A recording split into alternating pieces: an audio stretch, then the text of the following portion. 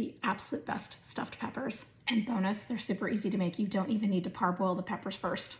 You need 8 bell peppers. They can be all the same color or all different colors. Try to use ones that are relatively the same size, and I prefer mine to be fatter as opposed to taller. Make sure they're washed and dried, and then we're just gonna cut off the tops, pull out the seeds and ribs. And if any of your bell peppers kind of flop over like that, you wanna just trim off a tiny bit off the bottom so they sit flat in your casserole dish. They should be pretty snug, but not overly crowded. Season these with a little bit of salt and pepper. Then we're gonna take those tops and we're gonna dice them up. We're not wasting anything here. You're gonna do that for all 8 peppers, and then these become part of the filling. We're gonna brown 1 pound of lean ground beef in a little bit of olive oil, along with a small diced onion, 2 cloves of minced garlic, and those diced peppers. Once the beef is no longer pink and the peppers have softened, we're gonna drain off all that grease and season with salt and pepper.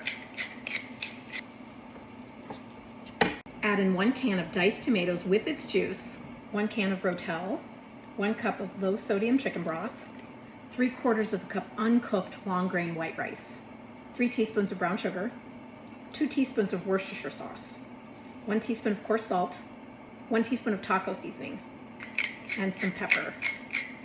Mix this all to combine and bring it to a boil.